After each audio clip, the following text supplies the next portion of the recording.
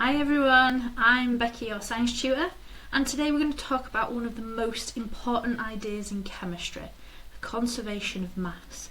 So if you've ever wondered where the ingredients in a cake go after baking, or why a burning candle doesn't just disappear, well, the answer is that mass never just vanishes, it's always conserved.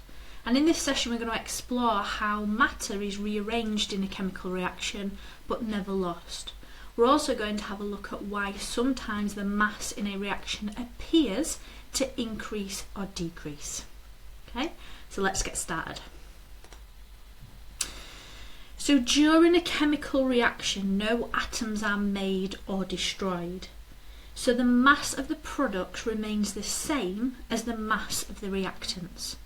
All we're doing in a chemical reaction is splitting those molecules, compounds apart and rearranging the order of the atoms to produce the products. So in this reaction you can see we've got two magnesium atoms that react with one molecule of oxygen. That oxygen will break apart and those separate oxygen atoms then bond to each of the magnesium atoms, producing as two molecules of magnesium oxide. It's a very simple reaction, just so that you can visually see that those atoms are still there, we've just arranged them in a different way.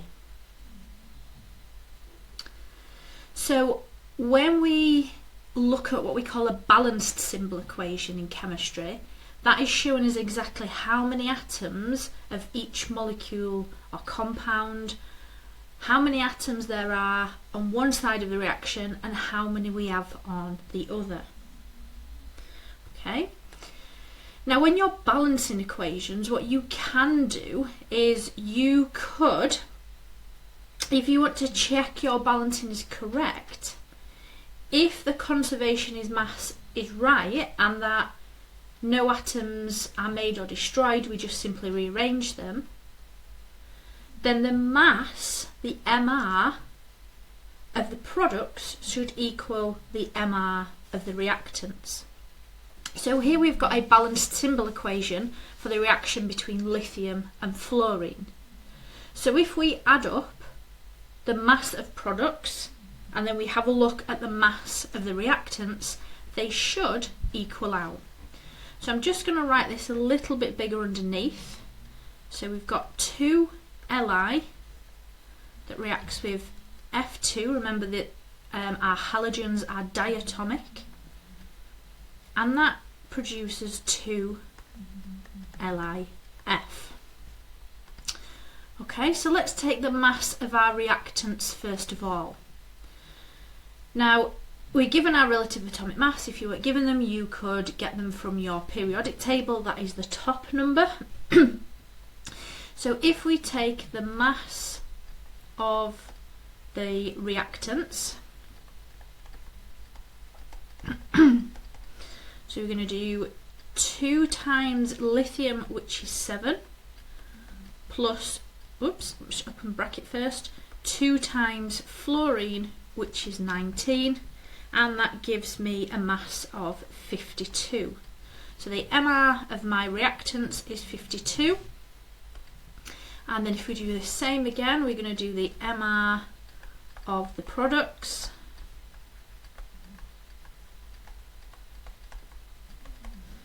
Okay, and this time we've got LiF.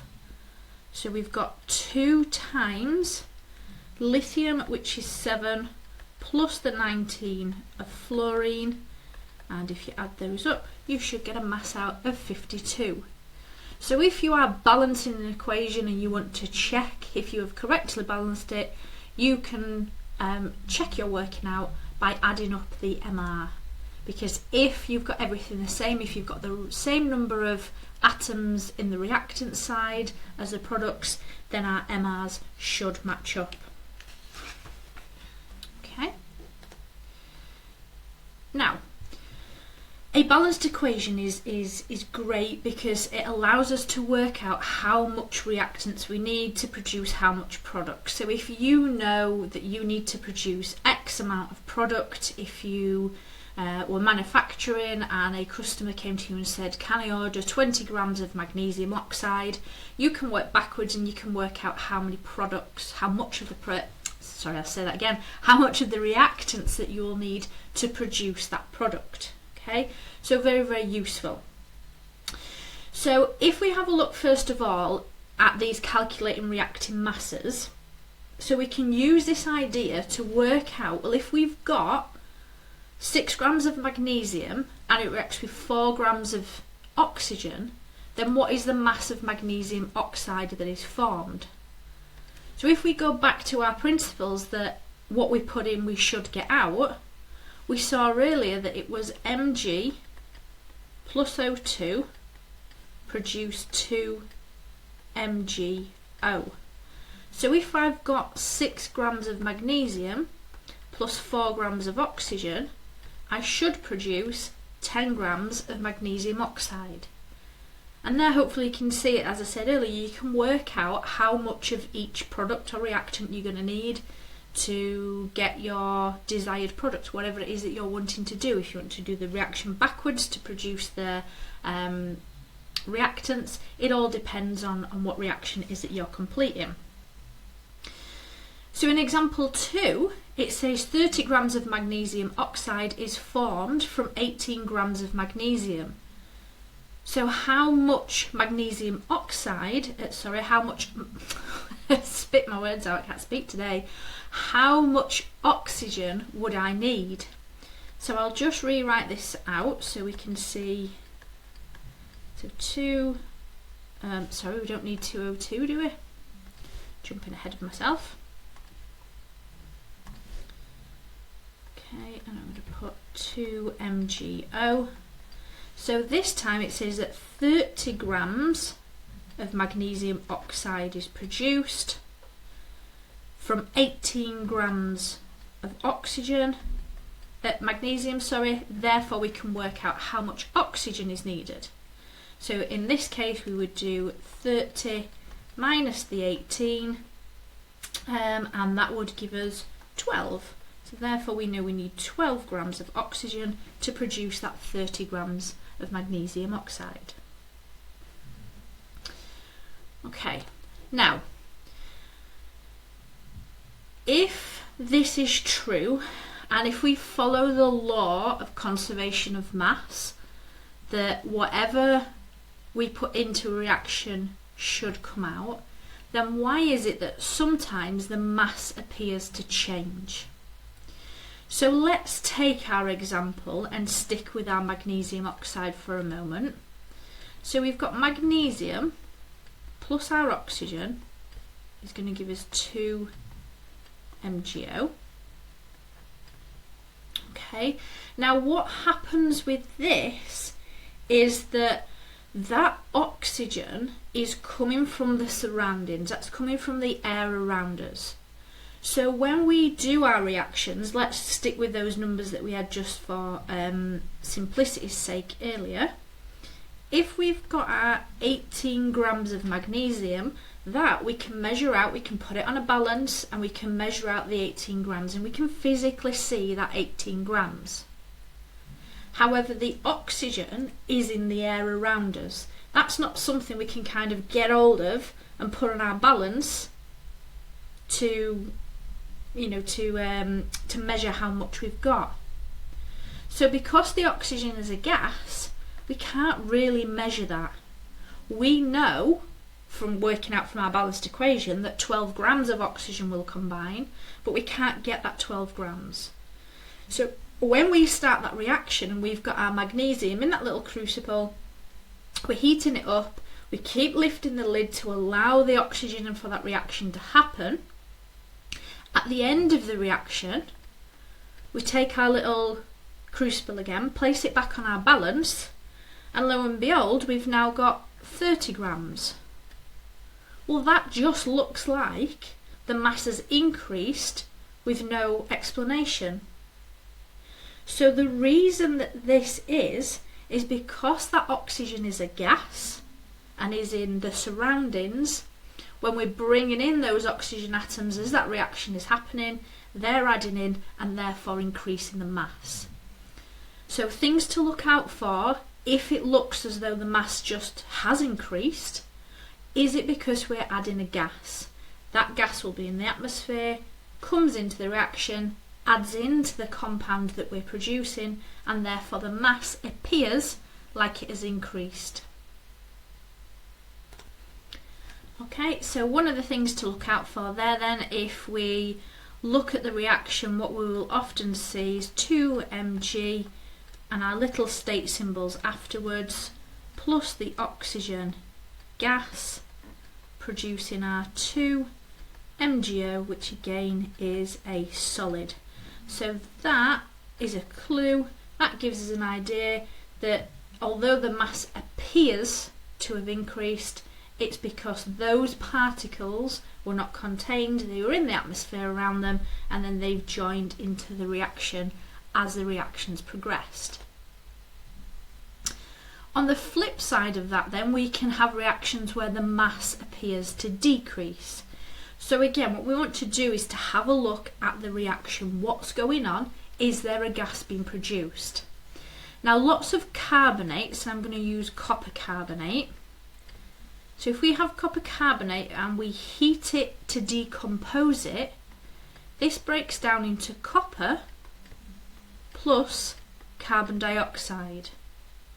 And if we go through that same process, copper carbonate is a solid, the copper's a solid, but the carbon dioxide is a gas.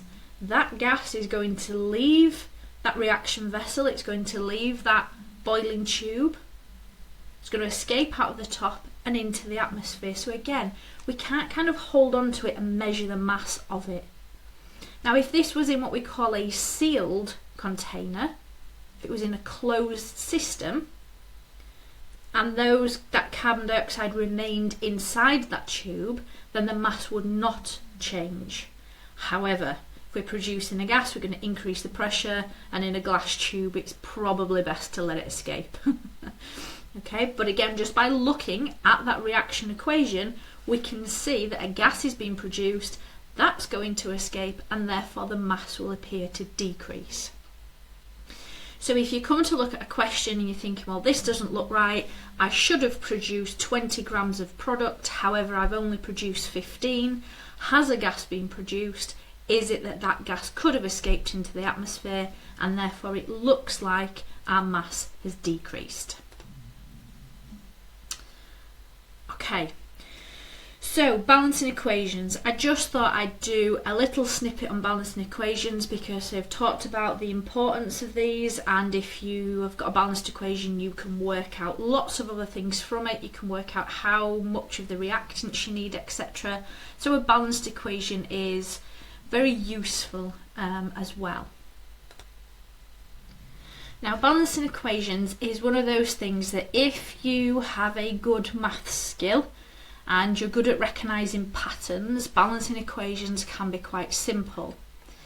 If maths is not your strong suit, if patterns is not your strong suit, and then sometimes it can be quite frustrating. Okay, so the easiest way, and just a couple of little tips that I can give you, is when you are balancing an equation, what I would do is I would simply split the equation between reactants and products, and then I would list what reactants you have, hydrogen, oxygen, and do exactly the same on the same level on the other side. Even if hydrogen isn't the first atom that you come across, if you've written it first there, write it first here, so that it makes it nice and simple simply to look across and see what's going on. So on this side I've got hydrogen times 2 because I've got a little 2 following the hydrogen, and I've got oxygen times 2. I'm going to come over to my products. I've got hydrogen times 2 because I've got that little 2 following, and I've got oxygen, we've just got an O written, no small number following it, therefore we just have 1. So what we need to do is we need to increase the amount of oxygen on the product side. So we've got 2 on this side, 1 here, so if I put a big 2 in front of this. Now remember, the big 2 is like saying 2 times everything that follows. So I've got hydrogen twice, but I've got 2 lots of it. So now I've kind of unbalanced my hydrogen, but don't panic, go with it. So I've now got 4 hydrogen, 2 oxygen. So now my oxygens are okay, they're balanced, but I've slightly unbalanced my hydrogen. But a quick fix, big 2 in front of the hydrogen, 2 lots of H2, I've now got 4 hydrogen and I've got a balanced equation. Okay, let's just show you one more. Let's budge that out of the way, but keep it. So they get a little bit more tricky where you have something like aluminium oxide, which is Al2O3. Helps if I put it as a product. Trying to do this backwards. And we've got Al plus O2 produces Al2O3. Now, aside from laying it out nice and straightforward so you can see exactly where they are and working it through methodical, my second tip would be to always try and balance anything but the oxygen and the hydrogen. If you try and balance other things, the oxygen and the hydrogen usually take care of themselves. Okay, you'll find that by multiplying up a compound to produce the number of atoms of that you need, then you'll find that the oxygen and the hydrogen usually balance themselves out. So they're my 2 main tips. Unfortunately, it is just a little bit of trial and error, but if you set it out methodically, you should be onto it pretty well. So I'm going to do aluminium oxygen, I'm going to do exactly the same here. So aluminium on this side I have 1, oxygen I have 2, aluminium on this side I've got a small 2 following it, so I've got 2, and oxygen I've got times 3. Now this is where it gets a little bit frustrating and where some people start to get a little bit frustrated with it, because we need to multiply up the oxygen, but if I put a big 2 in front of that, so let's have a look, let's just change colour of pen so you can see what I'm doing. I need 2 aluminium on this side and I've got 3 oxygen, but I can't just make that oxygen 3. The only way that I can do that is to put a big 2 in front of it, which gives me 4, but then if I multiply that up I get 6. And those numbers just don't seem to work. So as I said earlier, let's focus first of all on our aluminium. Okay, we've just got to take it one step at a time. Putting a big 2 in front of that fixes that. However, this oxygen doesn't now fix. So the only way that I can is to try a big 2 in front of it, and that's going to give me 4 oxygen. So now I've got 4 oxygen on this side, I need to make more oxygen on that side, and this is where it becomes a little bit frustrating. But again, let's roll with it. Let's put a big 2 in front of that, which is going to give me 4 aluminium and 6 oxygen. However, now hopefully you can see that those numbers relate. Let's put a different colour again so you can see where I'm going with this. So if I now change this to 3 oxygen, that gives me 6. That works. Can I make 4 aluminium? Yes, that's easy. I'll change that to a 4 and it gives me 4 aluminium. Okay, so that sometimes they're a little bit tricky, but if you just lay it out methodically and work it through, you should get to the correct answer. Right then guys, let's have a look at a couple of questions then. So how is this going to be presented to you in an exam? So here we've got a question is about silver iodide, and it says it's produced in a reaction with silver nitrate solution and sodium iodine solution, and there we've got the equation of the reaction. We've got a little bit of a method, and then we've got some results in the table below. So we pour silver nitrate into beaker A and pour sodium iodide into beaker B. So we've got their mass of the contents before mixing. And then we pour the solutions from beaker B into beaker A and measure the masses of both of the beaker's contents again. So this is explain how the results demonstrate the law of conservation of mass. So if we add up the mass before mixing and the masses after mixing, we should get the same. Okay, let me just change my pen back to blue. So we're going to go for the before mixing. So we've got 78.26 plus 78.50, and we're going to add that up. So we've got 78.26 plus 78.5, which gives me 156.76. And if we repeat it for after, got 108.22 plus 48.54. Do the same again, just add those two together.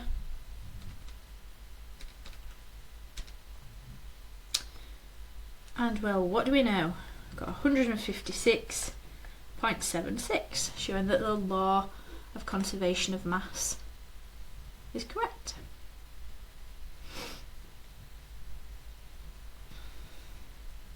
Oh, sorry, I just made it bigger there. Okay, another student also tests the law of conservation of mass using the same method but uses a different reaction.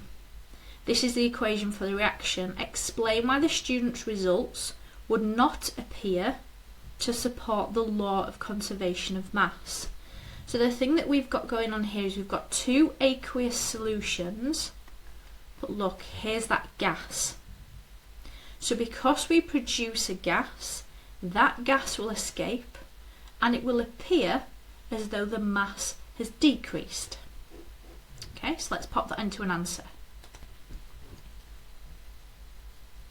Okay, so let's say that one of the products is a gas. You could say that carbon dioxide is a gas. This will escape into the surroundings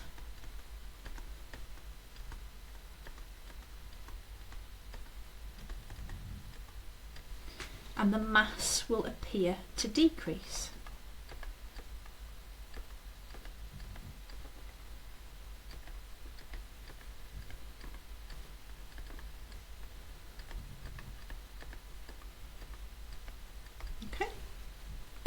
Have a look then at a couple more balancing. If you want to hit pause on the video and have a go, and then check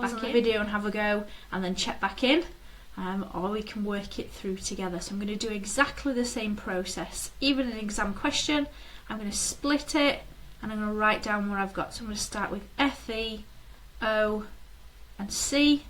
I'm going to do exactly the same on this side. Fe, O and C. So at the moment, Fe, I've got a two